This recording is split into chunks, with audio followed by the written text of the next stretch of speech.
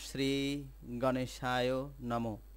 নমস্কার প্রিয় দর্শক বন্ধু, আজকে আপনাদের সামনে তুলে ধরব এক মহাজাগতিক চতুর্দশীর কথা, যা আপনারা জানলে জীবনে এক অভিনব দিকের সৃষ্টি হবে।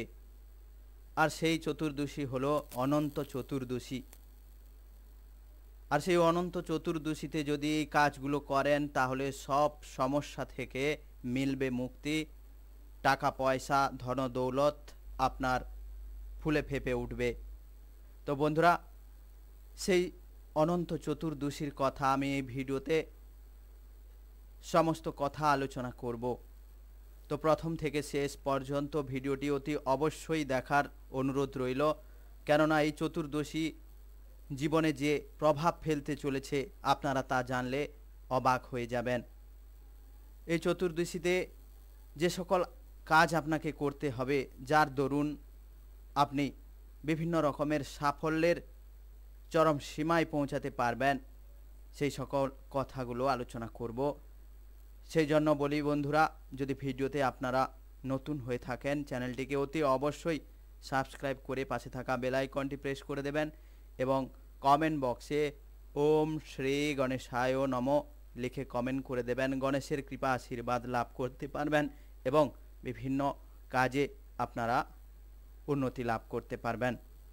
তো বন্ধুরা, মূল বিষয়ে আলোচনা করা যাক।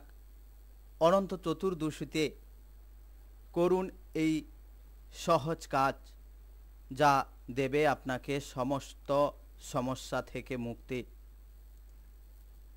প্রথমে জানিয়ে দেব যে অনন্ত চতুর্দশীর সময়সূচি কবে পড়েছে।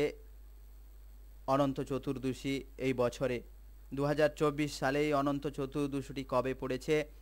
অনন্ত চতুর্দশী শুভ সময় ভাদ্রপদ মাসের শুক্লপক্ষের চতুর্দশী তিথিতে 16ই সেপ্টেম্বর 2024 সালের বিকেল 3:10 শুরু হচ্ছে এবং 17ই সেপ্টেম্বর সকাল 11:44 শেষ হবে। উদয় তিথি অনুসারে দেখা গেলে অনন্ত চতুর্দশী পালিত হবে 17ই সেপ্টেম্বর অর্থাৎ মঙ্গলবার। এই দিনে পুজোর শুভ সময় হলো সকাল 6:07 থেকে 11:44 পর্যন্ত। আমরা জানি যে হিন্দু ক্যালেন্ডার অনুসারে প্রতি বছর ভাদ্রপদ মাসের শুক্লপক্ষের চতুর্দশী তিথিতে অনন্ত চতুর্দশী উৎসব পালিত হয়। ওই দিন গণপতি বাপ্পাকে বিসর্জন দেওয়া হয়। এটি গণেশের উৎসবের শেষ দিন, যা গণেশ চতুর্থী থেকে 10 দিন ব্যাপী এই মেলা বা উৎসব পালিত হয়। ভগবান বিষ্ণুর আরাধনার জন্যও এই তিথিকে বিশেষ প্রাধান্য দেওয়া হয়। এই দিনে কিছু বিশেষ অবস্থা গ্রহণ করলে আপনারা জীবনের অনেক সমস্যার সমাধান হবে এবং আপনারা শুভ ফল লাভ করতে পারবেন। আর ওই দিনে আপনাদের যে সকল কাজগুলো করতে হবে, অনন্ত চতুর্দশীতে অনন্ত সূত্র বাঁধা অত্যন্ত শুভ।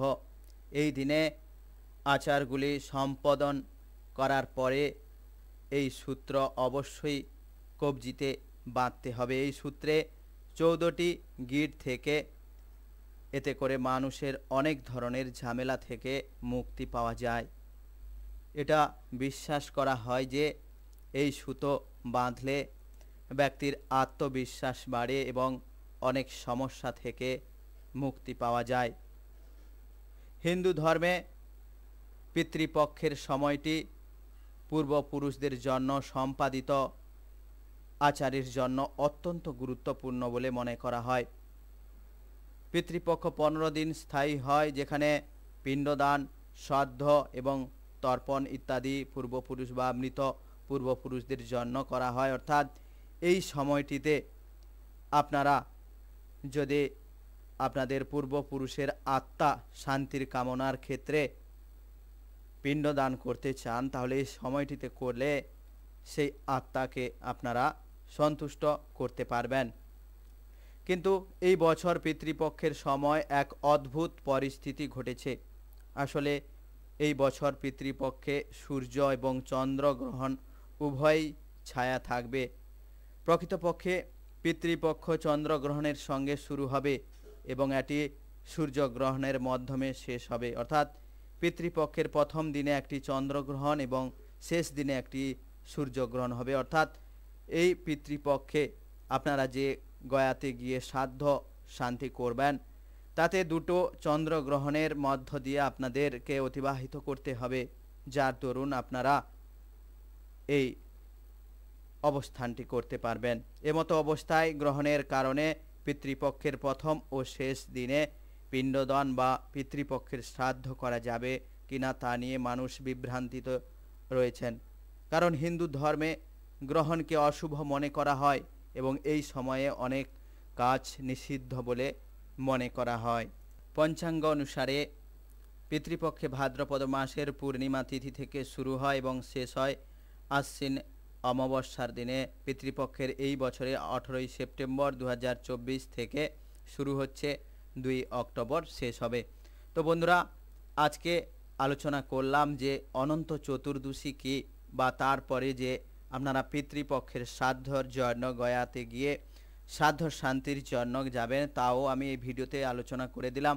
তো বন্ধুরা, ভিডিওটি যদি শেষ পর্যন্ত দেখার পর আপনাকে ভালো লাগে তাহলে অবশ্যই কমেন্ট বক্সে ওম শ্রী গণেশায় নমঃ লিখে কমেন্ট করবেন।